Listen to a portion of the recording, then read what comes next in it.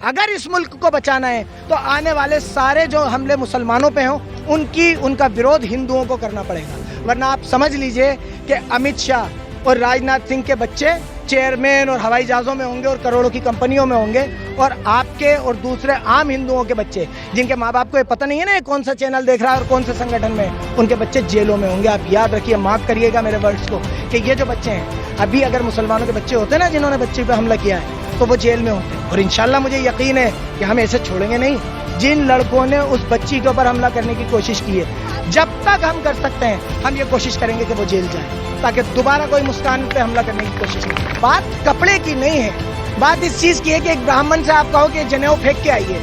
बात उस धागे की नहीं है, बात उसकी आस्था की है, बात उसके धर्म की है। आप एक ब्राह्मण से नहीं कह सकते कि जनेऊ उतार के आइए, आप एक सरदार से नहीं कह सकते कि पगड़ी उतार के बाल कटवा के आइए, तो आप एक मुस्लिम बच्ची से क्यों कह रहे हैं कि ये हिजाब उतार के आइए।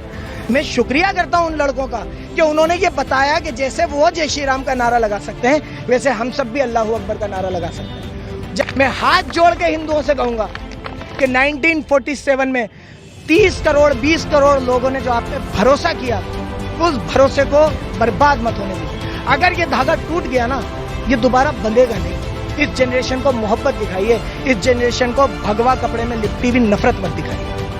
अगर बीजेपी को ये दिख रहा है कि भाई मुसलमानों पे हमला करके हम इलेक्शन जीत जाएंगे, तो अब ये उनकी पॉलिसी है, वो मुल्क को कहाँ लेके जा रहे हैं वो ले जाएं। अगर कोई ये सोचता है कि मुसलमानों को टारगेट करके इन पे राज कर लेगा, इन्हें दबा लेगा, इतिहास उठा के देख लीजिए, मुसलमानों पे कभी कोई राज नहीं कर पाया। अफगानिस्तान को 19 साल बाद अमेरिका हार के वापस घर गया है। आप एक मुल्क में मोहब्बत से रह सकते हैं, राज करके नहीं रह सकते। रामराज लाना चाहते हैं ना, ये रामराज नहीं लाना चाहते, ये वर्ण व्यवस्था लाना चाहते हैं, जहाँ पर रूल करने वाले अपर कास्ट के लोग हों और नीचे के जो लोग हैं ना जो इनके गुलाम हों। इसलिए ये शिक्षा से रोकना चाहते हैं। आप एजुकेशन के आंकड़े तो देखिए, आप इस मुल्क में एम्प्लॉयमेंट के आंकड़े तो देखिए। आपको भगवा गमछा गले में चाहिए, पेट में रोटी चाहिए। अभी तो बहुत सारे चिल्ला जाएंगे क्योंकि अभी वो वक्त नहीं आया। कैंसर होता है ना, वो 4th स्टेज में पता चलता है, आसानी से पता नहीं चलता। आज की तारीख में भी ये लोग और ये मानसिकता इस मुल्क के लिए कैंसर है, जो जब पता चलेगा जब इनकी लास्ट स्टेज आ जाएगी। इसलिए मैं कह रहा हूँ इस देश के हिंदुओं को जागना पड़ेगा।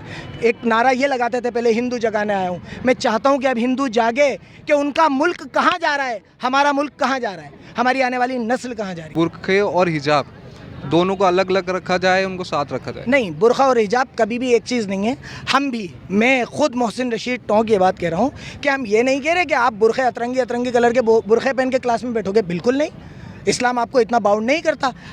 नमस्कार, मेरा नाम है हर्षपाल और आप देख रहे हैं राज व्यवस्था। जो हिजाब का मामला पूरा देश आप देख सकते हैं, हर जगह प्रोटेस्ट हो रहे हैं, तो ये मामला अब जयपुर में पहुंच चुका है। तो हम यहाँ बात करेंगे कि सर क्या पूरा मामला आप पूरा बता सकते हैं जिनको अभी तक नहीं पता नहीं है इस मामले के बारे में। देखिए, ये मामला शुरू हुआ था कर्नाटका के उडुपी से। वहाँ एक कॉलेज में कुछ लड़कियाँ अपनी डेली रूटीन की तरह अपने स्कूल कॉलेज यूनिफॉर्म में गई थी।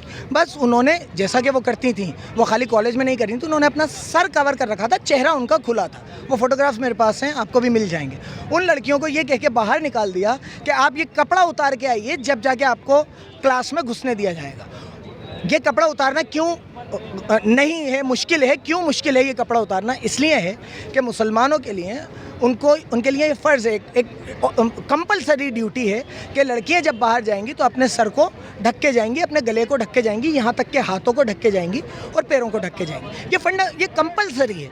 वो लड़कियां अगर अपने रिलीजन को फॉलो करना चाह रही थी तो उन्होंने कॉलेज की यूनिफॉर्म तो पहन रखी थी, उसके बावजूद उन लड़कियों को क्लास में नहीं घुसने दिया। 10, 12, 15, 20 दिन तक उन्हें क्लास में नहीं घुसने दिया, ये कह के कि ये कपड़ा उतार के आइए। बात कपड़े की नहीं है, बात इस चीज़ की है कि एक ब्राह्मण से आप कहो कि जनेऊ फेंक के आइए। बात उस धागे की नहीं है, बात उसकी आस्था की है, बात उसके धर्म की है। आप एक ब्राह्मण से नहीं कह सकते कि जनेऊ उतार के आइए, आप एक सरदार से नहीं कह सकते कि पगड़ी उतार के बाल कटवा के आइए, तो आप एक मुस्लिम बच्ची से क्यों कह रहे हैं कि ये हिजाब उतार के आइए। जब ये चीज़ें चल रही थी, कोर्ट में चला गया था मामला, सब जगह शांति थी कि चलिए फैसला आ जाएगा, फंडामेंटल राइट है, until and unless and fundamental right violets public interest, तो उसे माना जाता है, सबको उम्मीद थी। उसके बाद एक अजीब सा माहौल देखने को मिल रहा है इस मुल्क में, अजीब से लोग आ गए।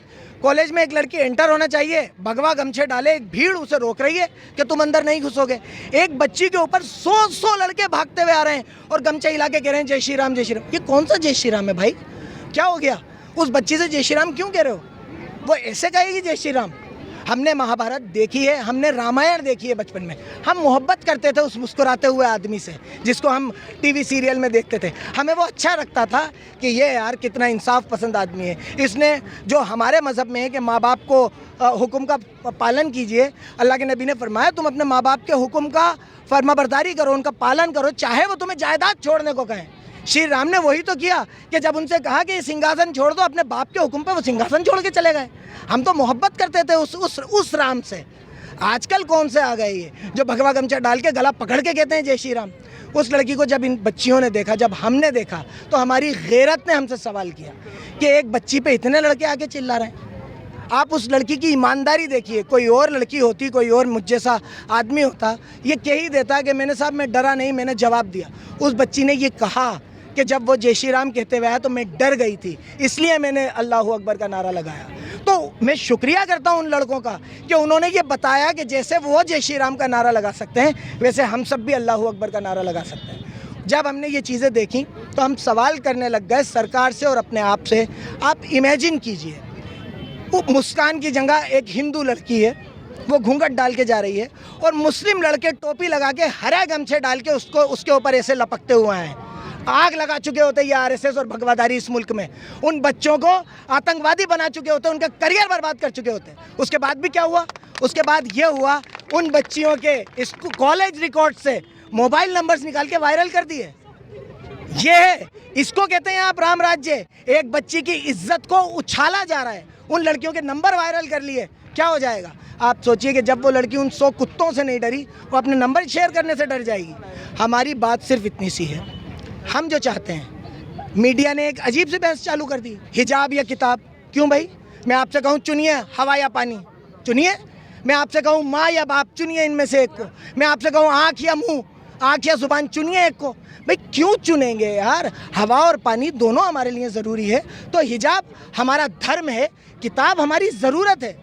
मतलब आप ऐसी चीज़ चुनवा रहे हैं कि आदमी कहे नहीं भाई मुझे चुनना नहीं है, मुझे तो आप इस चीज़ से ही निकाल दो, मुझे ऑप्शन ही मत दो, मैं तो आऊँगी ही नहीं।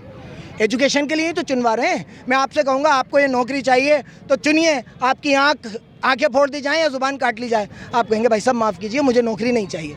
आखिर में वो बच्चियाँ कह देंगी माफ़ कीजिए साहब हमें शिक्षा नहीं चाहिए। ये चाहती है नरेंद्र मोदी सरकार।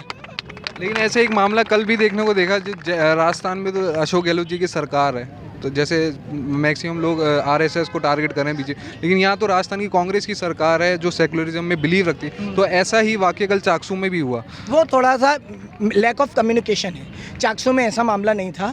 चाकसू वाले मामले में जो मेरी खुद की बात हुई है, चाकसू वाले मामले में क्योंकि वैलेंटाइंस वीक चल रहा है और छोटे शहरों में अगर एक लड़की का किसी दूसरे लड़के से कोई मामला हो जाता है तो कॉलेज के ऊपर बाढ़ आ जाती है, बदतमीज़ियाँ होती है। तो कॉलेज प्रशासन ने ये कहा था कि भाई आप लोग यूनिफॉर्म में आएंगे। मेरी खुद कॉलेज में बात हुई है, कॉलेज वालों ने ये कहा है कि हमें हिजाब से कोई इशू ही नहीं है, सारी की सारी लड़कियां हिजाब पहन के आ सकती हैं यूनिफॉर्म के ऊपर।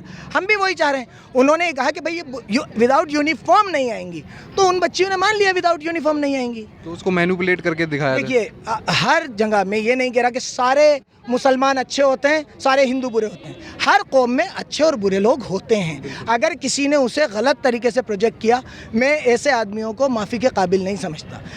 कॉलेज वाले, मैं उनकी रिस्पेक्ट करता हूँ, कॉलेज वाले ये कह रहे हैं भाई हमारे यहाँ हिजाब का कोई इशू ही नहीं है, वो लड़कियाँ पहन के आ सकती हैं, तो मैं उन पर यकीन कर रहा हूँ, वो पहन के आ सकती हैं। तो राजस्थान में ऐसा कोई इशू नहीं है। मिसकम्युनिकेशन हो गया था, ये मैं मानता हूँ। मेरे पास भी ऐसी न्यूज़ आई थी, जब मैंने बात की तो मुझे क्लियर हो गई चीज़ें। तो हमने उस बच्ची को भी समझाया कि बेटा बुरखा आप कॉलेज तक पहन के चले जाओ, उसके बाद बुरखा उतार के बैग में रख लो। आप कपड़े ये मैं आपसे, जैसे कि अभी क्या काफ़ी जो न्यूज़ चल रही है कि बुरखे और हिजाब दोनों को अलग अलग रखा जाए, उनको साथ रखा जाए। नहीं, बुरखा और हिजाब कभी भी एक चीज़ नहीं है। हम भी, मैं खुद मोहसिन रशीद टोंक ये बात कह रहा हूँ कि हम ये नहीं कह रहे कि आप बुरखे अतरंगी कलर के बुरखे पहन के क्लास में बैठोगे, बिल्कुल नहीं। इस्लाम आपको इतना बाउंड नहीं करता। आप फुल स्लीव्स के कपड़े पहन लीजिए, वो भी जो करना चाहे। कोई नहीं पहन के जाना चाहता, स्लीवलेस पहन के जाना चाहता है, वो भी जाए।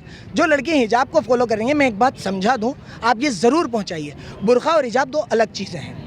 बुरखा एक वो चीज़ है कि काला कपड़ा काला बुरखा पहन के अपने चेहरे को छुपा के और लड़कियां बाजार से निकल जाती हैं कि उनके ऊपर ईव टीजिंग नहीं हो, बदतमीजी नहीं हो। नहीं, ये तो हिंदुओं में भी देखा जा रहा है कि गर्मी से बचने के लिए हिंदुओं की लड़की भी, सारे धर्म की लड़कियां कोई भी वजह हो, वजह the reason must be anything, उसके बाद कुछ भी हो सकता है, रीज़न की बात नहीं कर रहा मैं। लेकिन हमारे यहाँ ये है कि आप जब घर से बाहर निकलो तो अपने आप को ढक के निकलो, आइदर वो बुरखा हो या कोई चादर हो।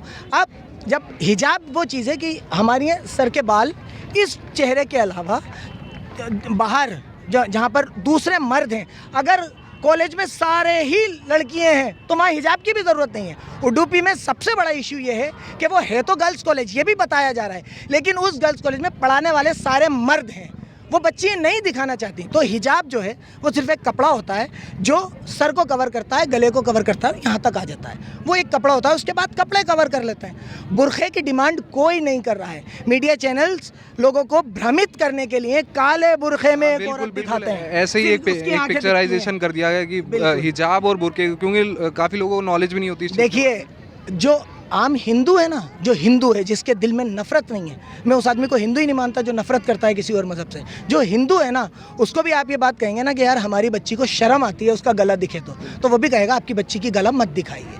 तो अगर ये ऐसे प्रोजेक्ट नहीं करेंगे तो ये नफरत कहाँ से पनपेगी?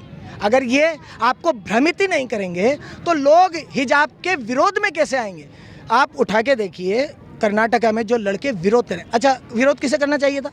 कॉलेज वालों को करना चाहिए।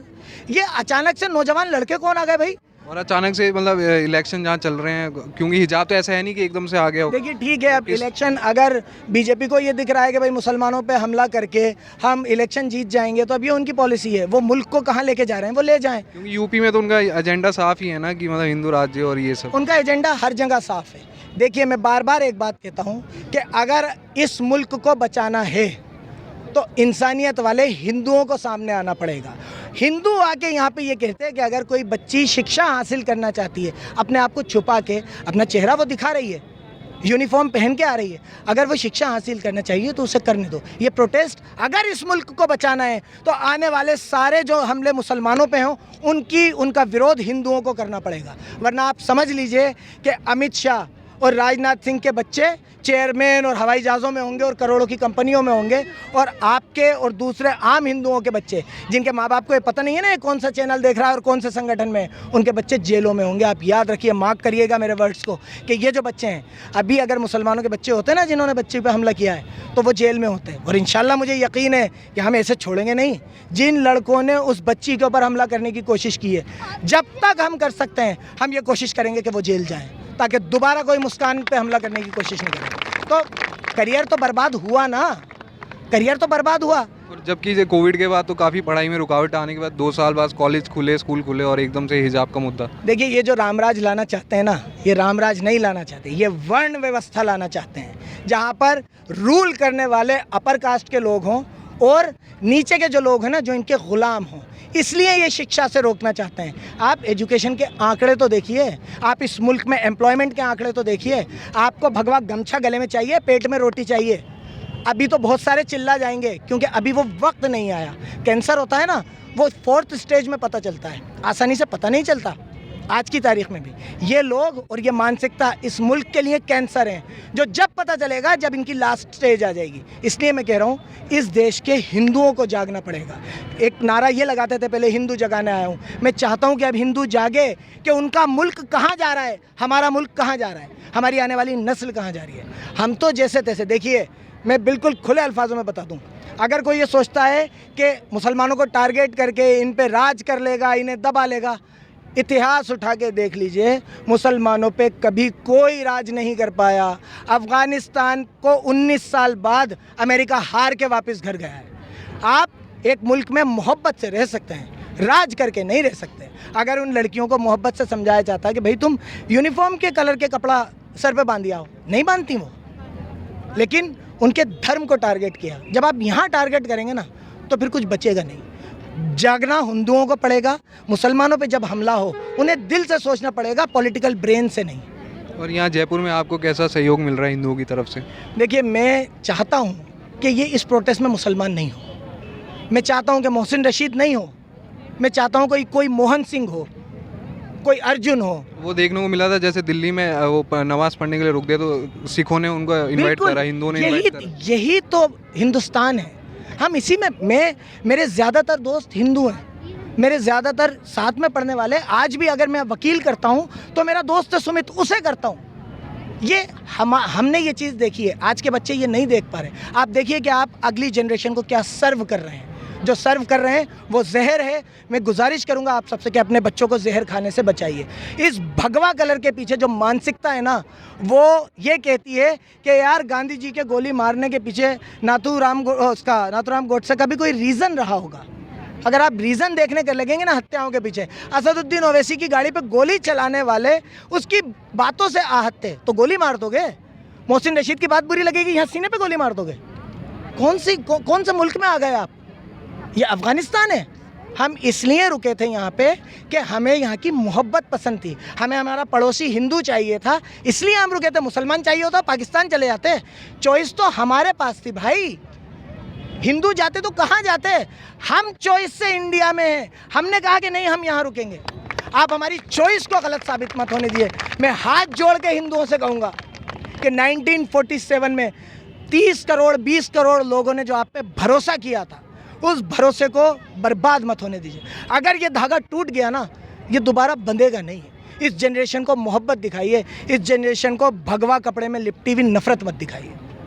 मेरी गुजारिश है हिंदुओं से कि आप जागिए, हमारे ऊपर जुल्म हो रहे हैं, इसका जवाब आप दीजिए जब ये भगवा ताकतें रुकेंगी। अगर नहीं जागे तो इस मुल्क को बर्बाद करने के जिम्मेदार आप लोग हैं। ठीक है, नमस्कार।